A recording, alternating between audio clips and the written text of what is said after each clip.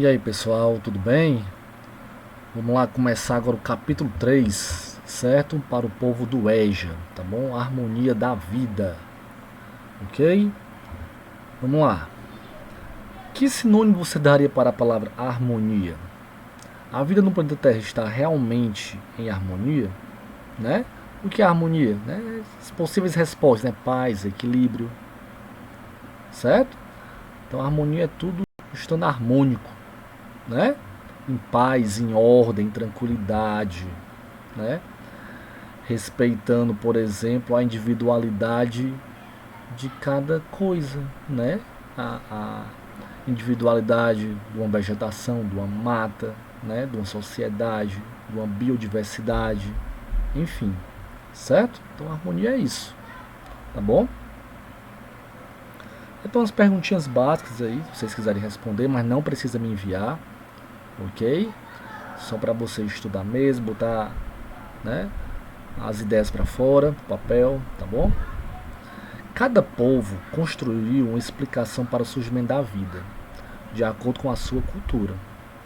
Na cultura grega clássica, o planeta Terra tinha o nome de Gaia, a deusa mãe. Gaia surgiu logo após o caos, certo? O início de todo o universo. Ela gerou o céu e o mar, fez nascer a chuva que permitiu o surgimento da vida. Os animais, né, as plantas, os seres humanos, ok? Gaia, na mitologia grega, é a personificação do planeta Terra. Era um ser que deu vida a todos os seres que conhecemos hoje, tá bom? Lá na Bíblia, né, tem até dizendo que Deus modelou o homem com a argila, o barro do solo. Né? Qual é a relação entre o Gênesis e o surgimento da Terra na cultura grega? Tá? É só uma perguntinha, pessoal, tá bom? Lembrando que a mitologia é um conjunto de mitos, ok? Então, ao pensar no planeta Terra, você se sente parte integrante dele? Você se sente nele, né?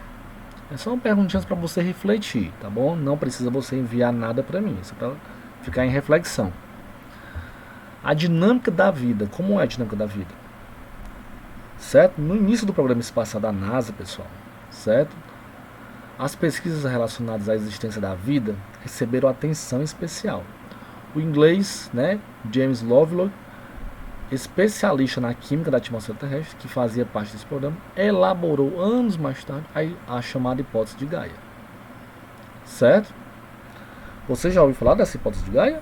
Então vamos nessa, ó. O que é a hipótese de Gaia? Em 1961, a NASA, conhecedora das capacidades, né, lá do cientista, solicitou sua colaboração no projeto de detecção de vida em Marte. Certo?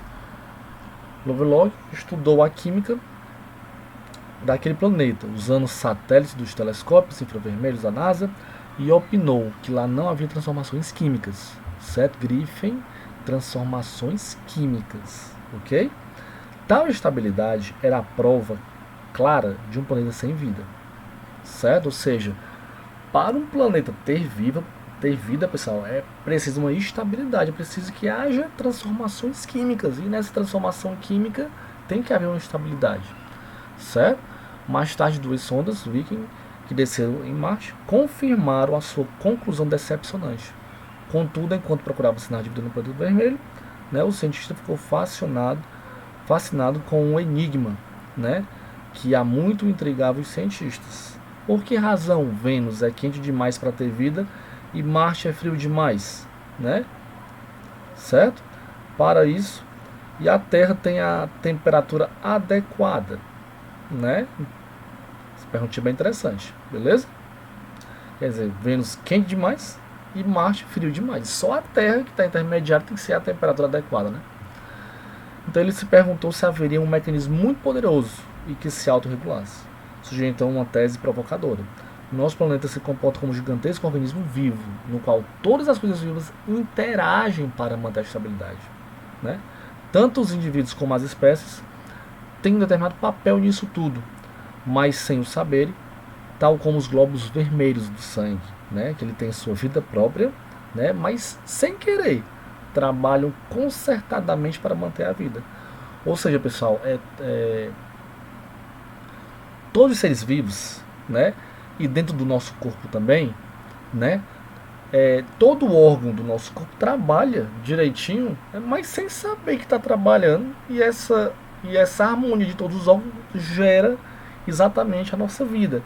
Do mesmo jeito, fora dele, ou seja, todos os animais, os seres vivos que existem no nosso planeta, né, eles vivem, né, e trabalham para viver, e com isso eles mantêm a vida dos outros seres vivos também.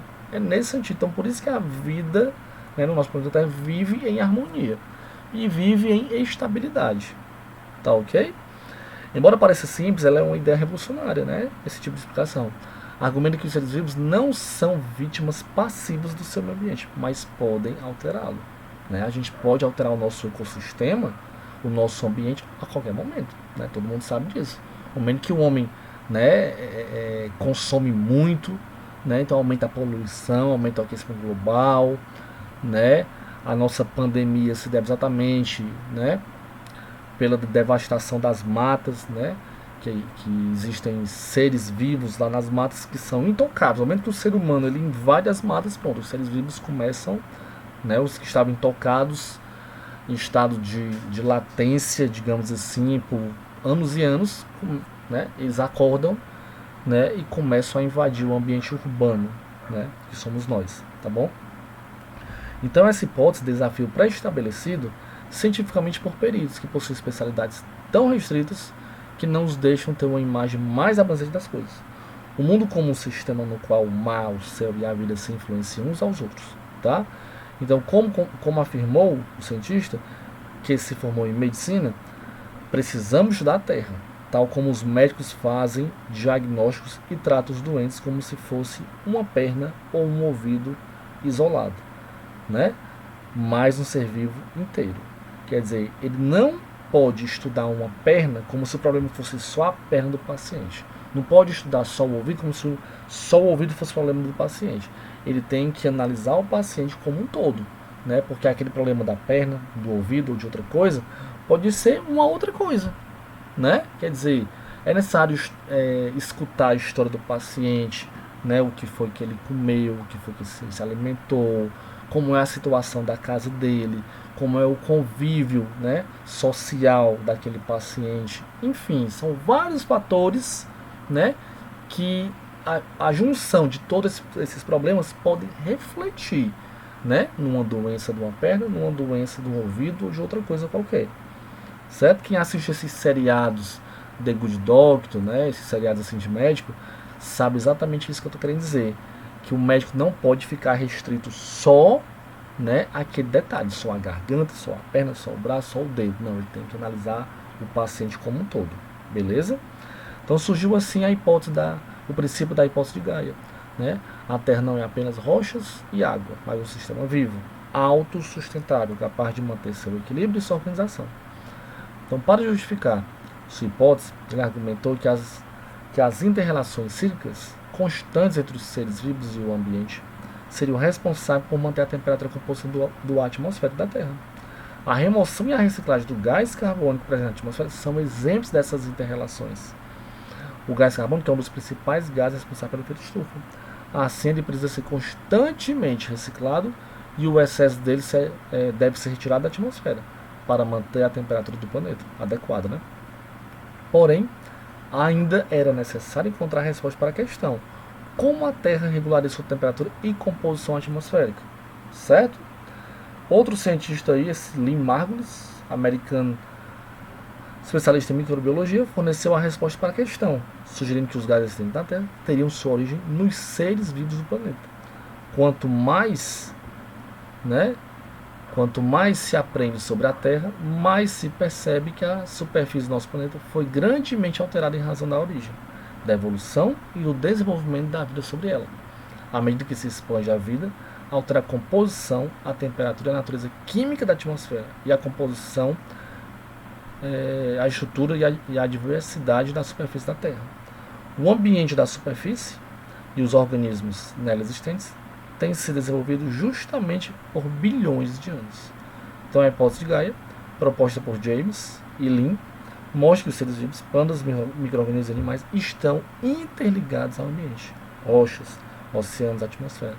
Assim, a superfície da Terra é mais do que um local para a vida, ela é parte da vida, certo? Então, como eu disse lá no princípio, que eles todos se relacionam. Planta, micro-organismos, animais se relacionam com rochas, oceanos, atmosfera, com tudo. Beleza? Certo? As perguntinhas aí, mas as perguntinhas que vai valer, pessoal, perguntinha que eu vou perguntar lá no formulário do Google. Tá legal? Certo? O equilíbrio da vida agora. Então, durante todo o processo de evolução do nosso planeta, as formas de vida criaram características necessárias para se manter e desenvolver. Sendo um organismo vivo diante de situações ameaçadoras, a Terra possui a capacidade de se defender, criando novas condições, mesmo que para isso seja necessário que as espécies existentes se adaptem, que algumas sejam extintas e surjam outras. Tá? Interessante, né? Porque é necessário que algumas espécies morram, sejam extintas para sempre, né? Para assim surgir uma nova espécie. Infelizmente, essa é a lei da vida. Durante milhões de anos, os seres vivos foram se adaptando e se ajustando às condições do meio, né? Todos extremamente interrelacionados, como se fossem as peças de um imenso quebra-cabeça. Assim, qualquer alteração ou destruição de uma dessas peças altera a harmonia e o equilíbrio do todo. Tá certo? Aí, para refletir, né? A agressão contra algum dos elementos do planeta, solo, água, ar, seres vivos, poderá provocar o desequilíbrio da vida, pessoal? E, consequentemente, sua extinção? Será? Hein? Reflita, apenas reflita. Tá certo? As perguntinhas básicas, mas eu não vou perguntar isso em prova, tá bom? As provas, como eu já falei, é pelo formulário Google, tá certo? Por que não encontramos girafas ou elefantes nas florestas brasileiras? Alguém sabe explicar por quê? Certo? Aí temos a viagem de Charles Darwin. No século XIX, uma importante viagem de estudos ao redor do mundo mudou a visão da ciência sobre a origem das espécies. Entre os vários cientistas que faziam parte da tripulação do navio inglês, estava Darwin, um jovem estudante de 22 anos. Durante os 5 anos de viagem, foram realizados estudos sobre o ambiente físico e seres vivos encontrados nas diferentes regiões visitadas. As observações realizadas levaram Darwin a elaborar posteriormente uma teoria para explicar a evolução e diversidade dos seres vivos. Chegando à Terra do Fogo, extremo sul da América do Sul, em 1132, Darwin impressionou-se com o modo, né, de vida dos habitantes dessa região. Durante o verão, eles viviam completamente nus, sob temperaturas que iam de 2 a 8 graus Celsius. Passavam grande parte do dia em canoas ou mergulhando nas águas agitadas e geladas em busca de alimento para garantir seu sustento. À noite dormiam nus no chão úmido e gelado. Hoje sabemos que o organismo dessas pessoas tem um mecanismo que as torna capazes de suportar frios intensos. Essa característica não é observada entre a maioria das populações dos seres humanos, que vivem em outras regiões. Certo? Então, a sobrevivência dos seres, a seleção natural. Certo? Ou seja, esses seres foram se adaptando a suportar esse frio intenso, né? Quer dizer, será que nós conseguimos suportar esse frio de 2 a 8 graus Celsius? Nós, seres humanos? Será? Nu e logo nu, né? Quer dizer, é meio que impossível, né? Mas para isso existe a seleção natural, pessoal. Tá bom? A seleção natural é os mais fortes sobrevivem, nesse sentido. Então, os seres vivos são diferentes uns dos outros, não só no aspecto externo, mas também na fisiologia, na forma de resistir às doenças ou às variações ambientais. Como explicar a adaptação dos seres humanos em regiões e ambientes tão diferentes como a Terra do Fogo? Né? A Terra do Fogo deveriam existir inicialmente tanto indivíduos como organismos capazes de sobreviver às condições climáticas da região, como indivíduos que não estavam adaptados. Possivelmente durante milhões de anos, os indivíduos que não apresentavam características favoráveis para viver nesse ambiente tão frio foram morrendo. Aqueles que sobreviveram e, portanto, tinham uma capacidade física, né, de suportar temperaturas tão baixas, né, transmitiram essa característica aos seus descendentes por meio de reprodução. Tá? Assim, naturalmente, ocorreu a seleção dos indivíduos capazes de viver na Terra do Fogo. Observem, por exemplo, que está nascendo vários bebês, né, que são resistentes ao coronavírus, né? Por quê? Porque a mãe se vacinou, né? A mãe grávida, né, se vacinou, o anticorpo foi lá para a criança e a criança ficou realmente imunizada. Certo? É a nova geração de seres vivos. Beleza? O mesmo aconteceu com as populações dos outros seres vivos. elas também foram selecionadas pelo ambiente, em que viviam de acordo com a presença de características favoráveis à temperatura, umidade ou outra condição ambiental. Uma região como a Caatinga seca e com poucos períodos de chuva não possui plantas de folhas grandes, que eliminam muitas águas pela transpiração. Plantas com esse tipo de folha são encontradas em florestas úmidas, como é o caso da floresta amazônica. Certo? Então, cada ser vivo vai se adaptando à sua região. Tá bom? Então, o pinguim se adaptando aqui na Antártida, né? Nos cactos, as folhas foram substituídas por espinhos, o que diminui a transpiração. O caule tem reserva de água e é usado como alimento para o gado. Certo? A abundância de água permite a existência de uma vegetação exuberante nas florestas úmidas, né? Igarapé, na região amazônica. Certo? O papagaio de diadema possui bico capaz de quebrar sementes duras, das quais se alimenta. Certo? No inverno, a pelagem da raposa do Ártico é branca, confundindo-se com o branco da neve, né, para se camuflar. Então, as populações de animais também se adaptaram ao ambiente. Por exemplo, os animais que vivem em regiões onde são encontrados somente vegetais com frutos ou sementes duras e grandes, né, apresentam características que os tornaram capazes de se alimentar desse tipo de fruto ou semente. Tá? A camuflagem é outra característica seletiva apresentada por alguns animais. Ela permite que eles se confundam com o ambiente, tornando mais difícil sua visualização, tanto por seus predadores quanto por suas presas. Assim, essa característica protege esses animais dos predadores e facilita que se aproximem de suas presas, né, para ele poder se alimentar. Tá certo? Aí nós temos aí, ó, outro exemplo de camuflagem, né? A rã, né? A rã conhecida por sapo de chifre, que se confunde com as folhas, tá? E a borboleta aí também, né? Certo? Então, o sapo de chifre e a borboleta aí na mata atlântica, se confundindo com as folhas. Certo? Então, durante milhões de anos, eles foram gradativamente selecionados pela própria natureza, seleção natural. Assim como resultado desse processo, eles estão perfeitamente ajustados à região em que vive, onde está a árvore em que constrói seu ninho ou o solo adequado à construção de sua toca, onde há o tipo de alimento de que necessitam e o ambiente adequado para seus ritos de acasalamento. No final, o ambiente natural encontra-se em perfeito equilíbrio. Seres vivos e meio físico formam a teia da vida, né? Onde tudo em perfeita harmonia, certo? Como uma teia de aranha na qual os fios se interligam, assim estão os seres vivos e o meio físico, ligados uns aos outros por relações visíveis e invisíveis, mas todas extremamente importantes. Qualquer fator físico ou biológico que modifique parte dessa teia interferirá direto ou indiretamente em todas as interligações, certo? Então você sabia, uma curiosidade, certo? Podem ler de boa, tranquilo, certo? Adaptado a viver em ambientes desérticos, o camelo é um animal que pode ficar uma semana sem beber água no verão e 3 semanas no inverno. O organismo do camelo é capaz de perder água até 25% do seu corpo corporal, de seu peso corporal, e ainda continuar ativo. O ser humano, se perder 10% do seu peso corporal em água, né, fica em delírio, ensurdece e torna-se insensível à dor, né? Se perder 12% das modificações do organismo, serão tantas que não terá mais possibilidade de recuperar-se sem ajuda externa, certo? Então tem animal que pode perder, o ser humano não pode perder. Ok, beleza? E por fim temos um resumão aqui nesse quadro, tá bom? Seleção natural age sobre quem?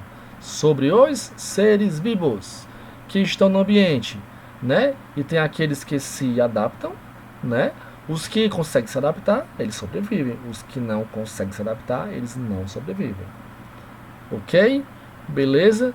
Então, pessoal, é só isso. Se inscreve no canal, certo? Valeu, até a próxima.